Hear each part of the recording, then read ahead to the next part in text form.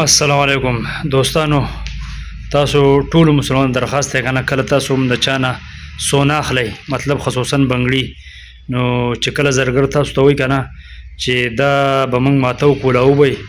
او د هغې نه پس په حساب لګو نو په دې مه خفه کېږئ. دا کولاوی ګور دا ماله 9 میاشتې مخکې یو ملګري دا راکړي ښه معزز کس دی خاص کس دی زموږ د دې علاقې دی موږ د سوات خوازخیري لنګر یو او هغه هم د دې علاقې دی او ښه د معزز او د اوچتې کورنۍ نه دی. دا بنګړي ماله چې دی هغه راکړي مطلب 9 میاشتې مخکې صحیح ده. او ما به چې کله زرګرانو نه یوړو نو هغوی به ویل دا سونه خو له پاسې نه ښه سونه ده خو دننه دې پته نه لګي دا به موږ چې دی کولاوو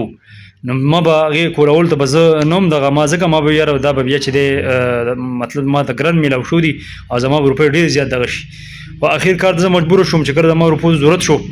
او ما دا بزرګر باندې مطلب دا اوس په دې ټایم کې 245 باندې سونه ده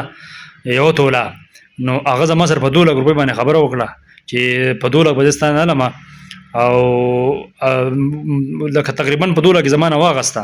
چې کله زما په 2 لک باندې واغسته او بیا زما د مخې زه راوتم نو هغه مات کړو دا بنګړی ماتې کړو چې ماتې کړو نو دننه پکې دا پیتل راوخته ګورئ زما عزتمندو داسې کوې دا پیتل یې وینئ دا په ثابت بنګړي کې چړاو کړلی دغه بنګړی ما کولاو کړلی په دې کې اوس دننه دغه هم دی یو بنګړی دا دی دا 2 ما کولاو کړلي نه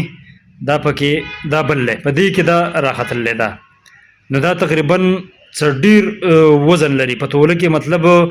لکه دا اوس په باندې 15 تولې دی ټوټل په باندې 15 تولې نه په دې کې 2 توله چې دی سونه نه خېږي باقي چې دی دا پیتلې پکې بند کړلي نو ټول مسلمانانو درخواست دی چې کله تاسو یعنې د چا نه چې شی هلئ نو اول یو به سره رسید هلئ که رسید نه نو کوم چا نه چې هغه اخیستی هغه کس د ځان سره بیایي او چې هغه مطلب یعنې زرګر راته ووایي چې دا به زه ماته وملي کوم به د هغې نه پس په تا ته چې دی ویم چې دومره ریټه پورې واله نه هغې نه پس بیا چې دی اخلئ نو دا نمونه فراډونه راوتلي ټول مسلمانان چې خبردار شئ او ډېر دوکې ځکه دې سړي زما روپۍ نور هم چې دی زما د روپیو هغه روپۍ نور هم چې دی ډېرې زیاتې ایسارې کړې او دا یې 10 میاشتې مخکې ماله چې دی په هغه روپو کې راکړو مجبورن ترې ما اخیستلي وو زه مجبوره شوم ما مې ترې اخیستو صحیح شوه نو اوس دغه دی چې کله زما ډېر سخت ضرورت شو ما کولاو نو دا پیتل پکې راختلي زما عزتمندو دا وینئ دا پیتلي پکې که نه نو داسې دوکې شروع دي په نمونو دوکې شروع دي کېدای شي ماله چې چا راکړي د چې چا نه اخیستلي اول دوکه ورکړي خو دی زما خواله نه راځي ورته یم راشه چې دواړه لاړ شو زرګر ته دا شی کولاو کړو که نه چې دا سونه که مطلب ښه سونه وي یو تا چې ماله په کومو روپو کې راغله کېدای شي د هغې نه سیوه روپۍ شي به ستا چې دی شي او که نه څه پکې کمې راوختو جو هغه به بیا ځکه زما خو تا ته روپۍ دي او تا ماله په روپو کې دا راکړله زما روپۍ به بیا چې دی تا ته یې لکه که نه نو دا نمونه فراډونه دا نمونه دوکې شروع دي دا څلور دي دا